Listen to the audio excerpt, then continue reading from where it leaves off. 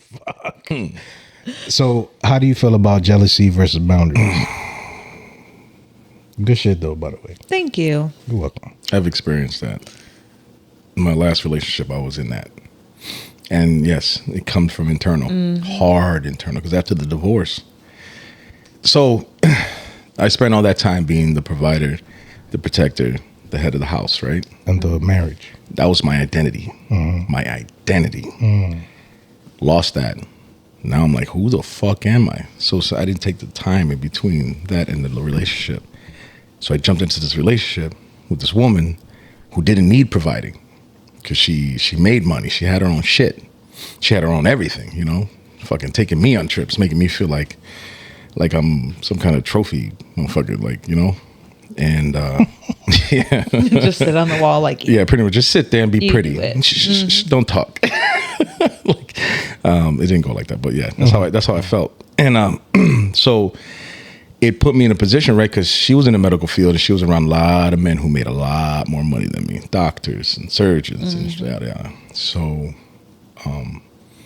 since I didn't feel internally like I was providing enough to where, I guess, where there was a need for her to be with me, I felt like it was too vulnerable, too open. And it fucked my head up, man. And then her love language was so different from mine. Like, she didn't do the touch love language. Her love language was words of affirmation and service. Right? So, you know, we'd sit on the couch and she'd throw her feet on me.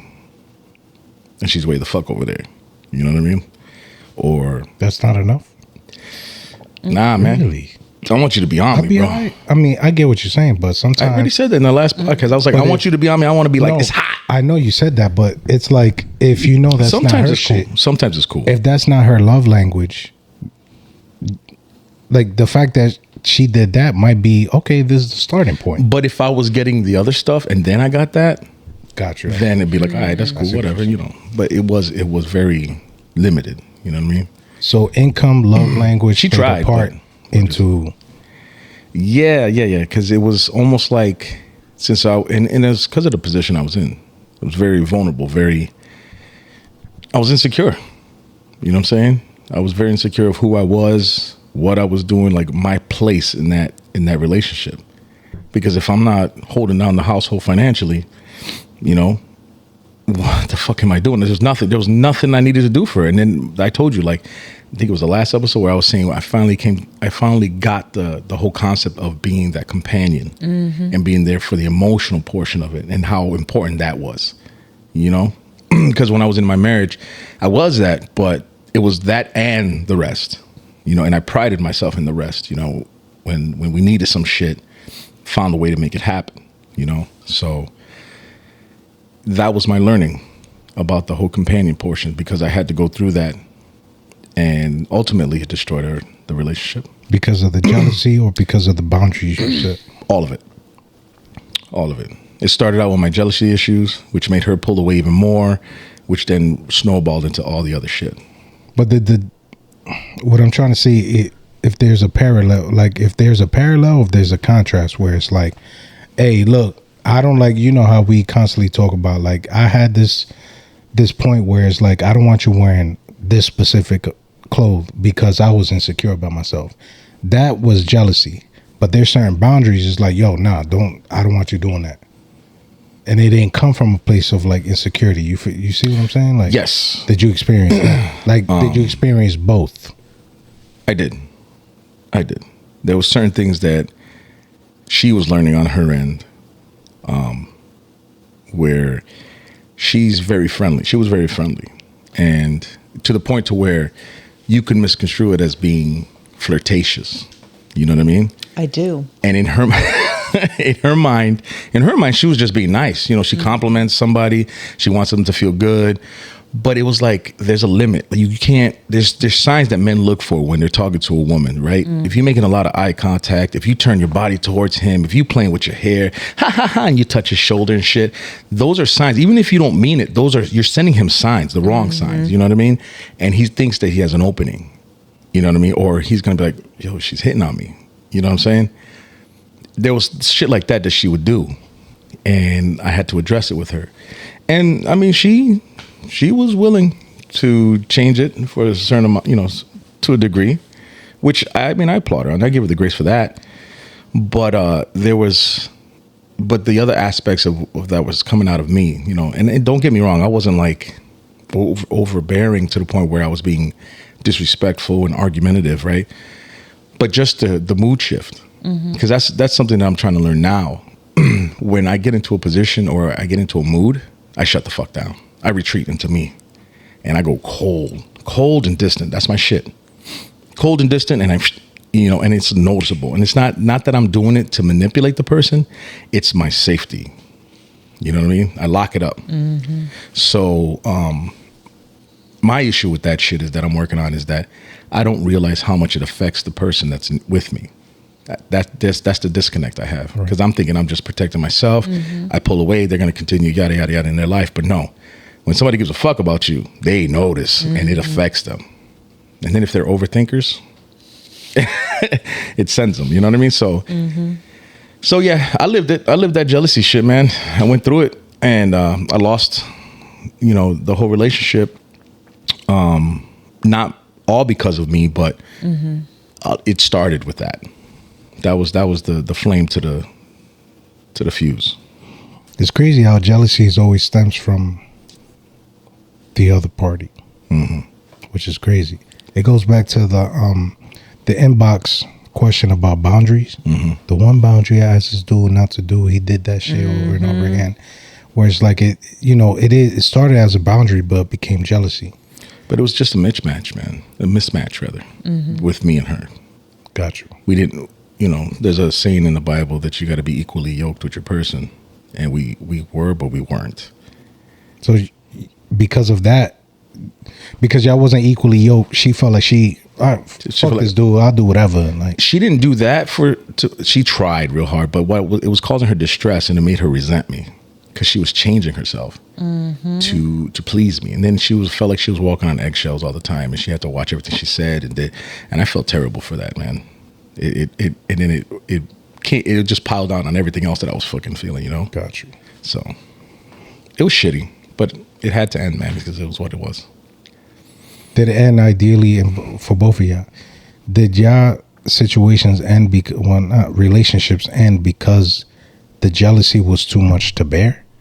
Because you kind of felt like it was like an out of body experience where it's like, yo, what are you doing? Like you're not like this. What are you doing? I had that. I had that happen. You had that too? Yeah, I think you talked about that. But yeah, I had that too. I was like, well, what are you doing? Like, what's wrong with me? Yeah, look at yourself. Bro, 8 hours down to Virginia, Papa. I drove 8 hours. And the whole 8 hours, you're like, come on, bro, turn around. Well, it wasn't mainly for the jealousy part that I went. It started out on a good turn, like a surprise. When you got down there. But there were phone calls on the way. There was contact on the way. There was arguments. And then it just shifted. And you kept driving. Oh, that was, bro, because I was like, fuck this. I'm going to get my closure. But my thing is when you're in that, man, and in my experience, it's tough because it envelops you and takes you, even though you could see it and you're like, oh, stop. But if you don't do the inside work, like you said, you can't stop it, right? I hate the word closure. Why? I didn't get it, by the way. I figured you would. I feel like the actions that person is doing towards you is already closure. Yeah. Like you don't need. Right. You don't need. We're done. We're done. No, I can tell that you're done. I can tell by your text messages or your body language. That's my closure. So the biggest thing was once I got down there, the whole respect situation, the way she was talking to me, the way she was treating me, bro. 2 years engaged, talking to me like if I was some ex that just couldn't get it after an 8-hour drive, bro. That shit opened my eyes. And I was like, damn. Go ahead. And go back to the red flag collector. There were signs.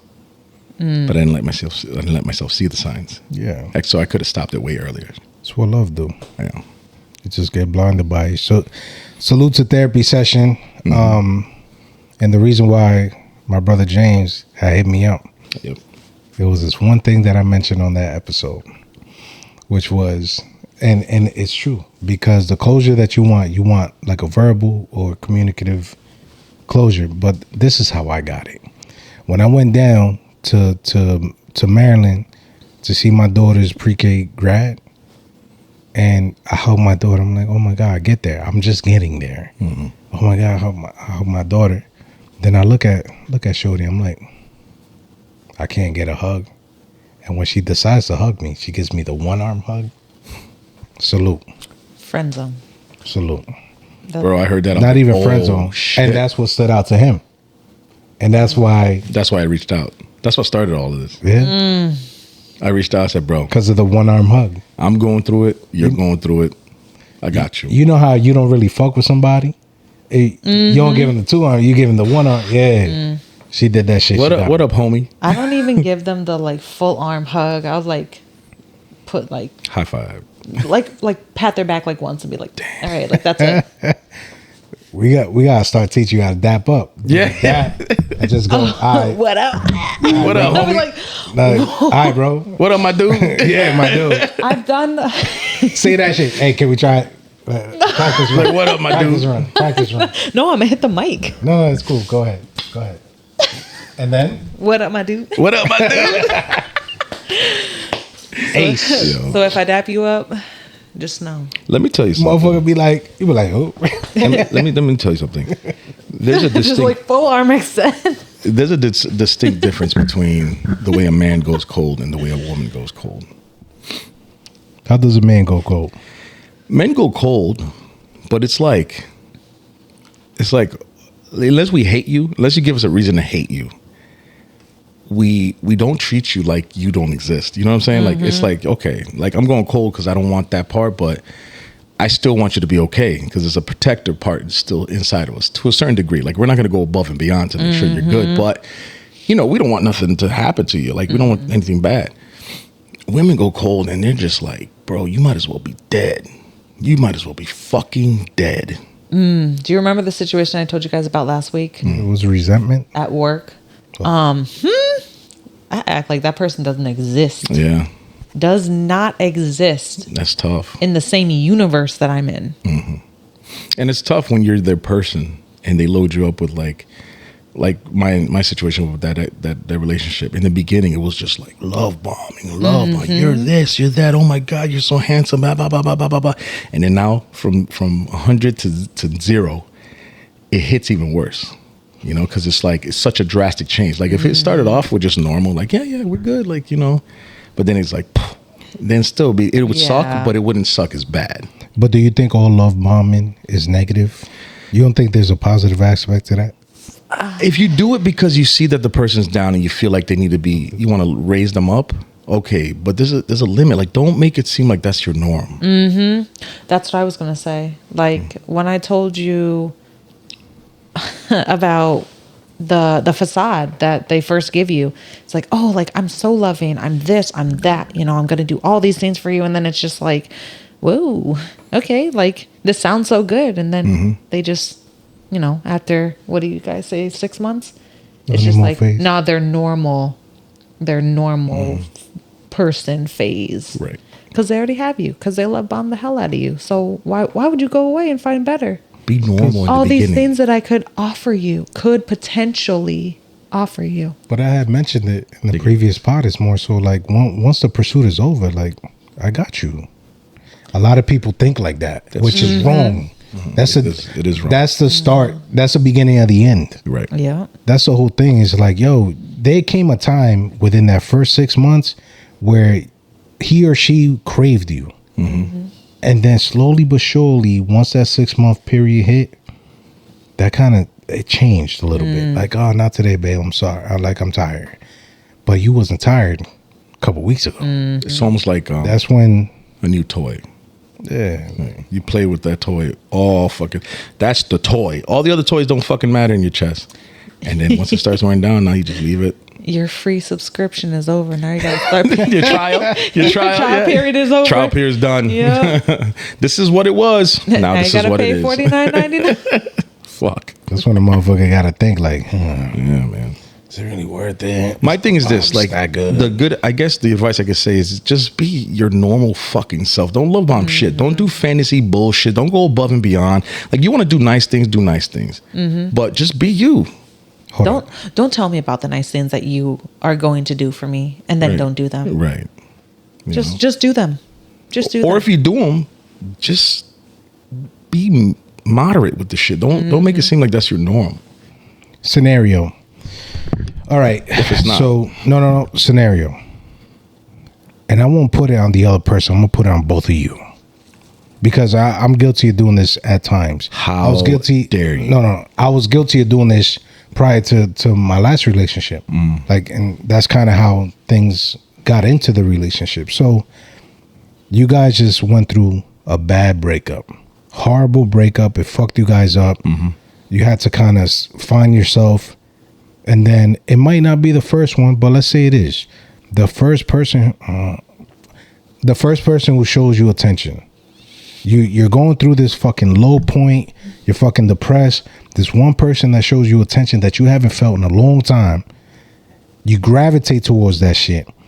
It's more so like, it could also be in essence where you might be love bombing them because you're in such a bad spot where the person that does give you that attention, you just like, oh my God, like oh my God, like you're so important to me, blah, blah, blah. And then 6 months down the road, you're not that person no more. Right, but that's the difference, right? Because if you're still going with that same energy and then the other person switches, then you're not. Think about it. So you never switch after 6 months. Let's call a spade a spade. I didn't. I'm guilty. So look, I didn't switch. I didn't switch after a year. But when she switched, that's when I got really fucking triggered. And then I switched. Are you sure you did not switch? I'm pretty sure I didn't switch. So the jealousy didn't kick in 6 months or 12 months down the road? You know what? I can't even use the last relationship because honestly, the red flag situation, right? Because I was collecting those motherfuckers. And it was chipping away at me. And that didn't affect how you loved? I still showed her. I still was kind. I still did things above and beyond for her.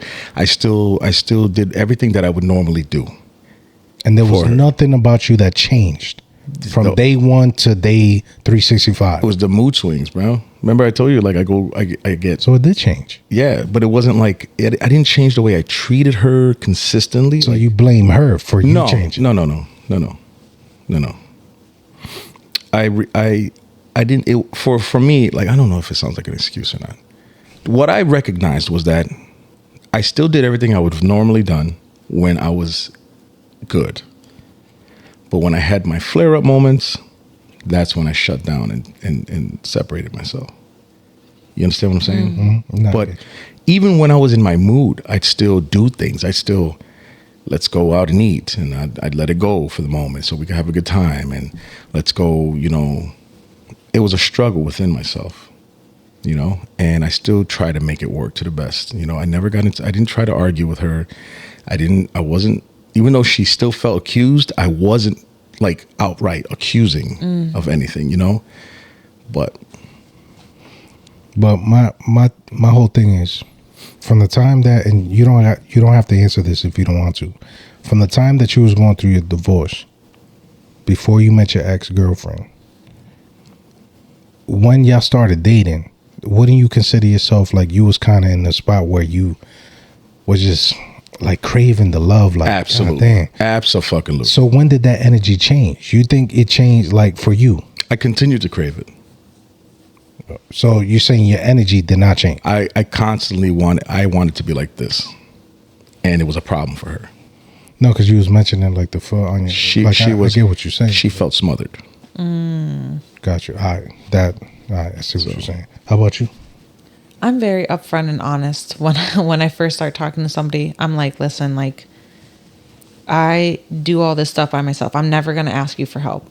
That's my number one. I don't like. There's no, after. Oh, you didn't tell me that you were so independent. I am super independent, but that does not mean that I will not do things to show my affection to you.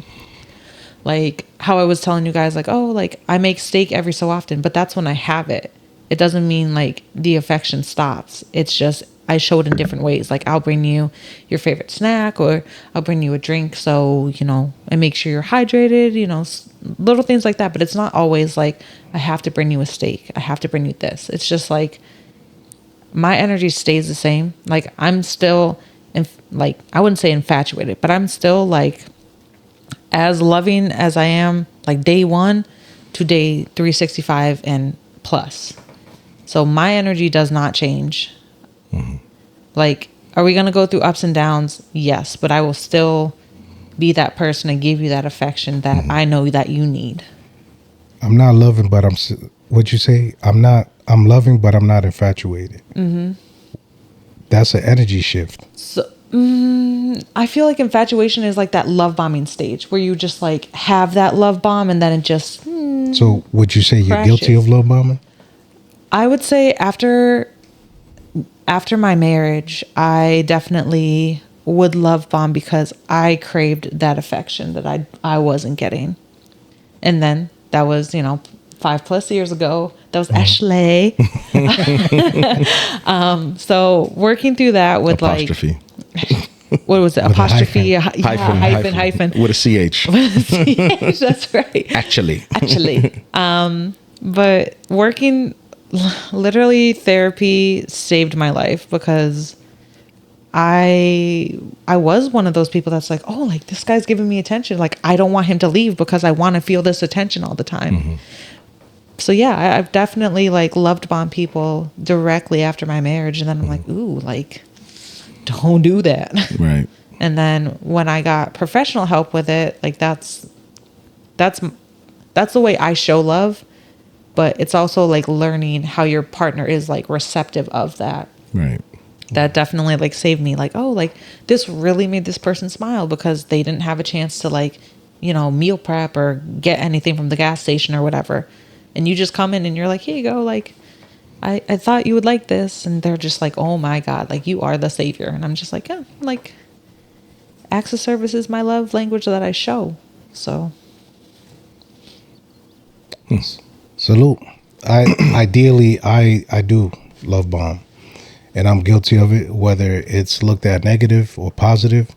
My whole thing is it's always when I'm in a bad space where it's like I'm trying to recover, and then it's not necessarily the first person who shows me attention, but it's the first person who I feel like truly wants to like be around me. Mm-hmm. Is when I kind of dive head first. So prior to my last relationship, it was right after my marriage, essentially. And the theme about my marriage was I hated her.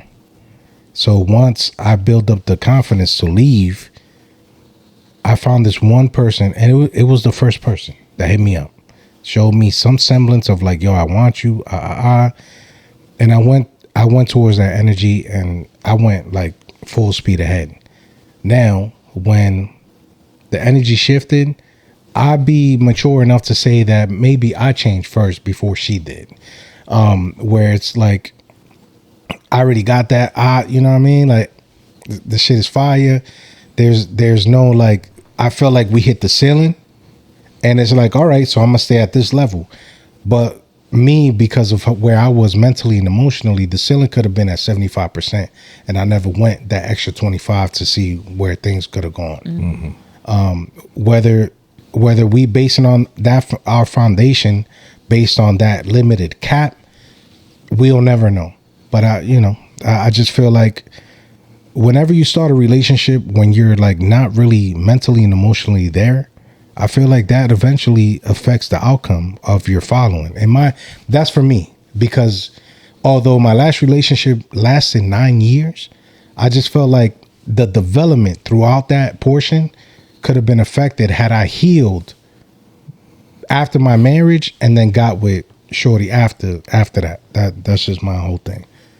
But I'm guilty of love bombing her, and when that energy shifted, like, I guess at that point was the start of the beginning of the end. That's where I see things. Yeah, man. How do you handle rejection? Which rejection stood out to you?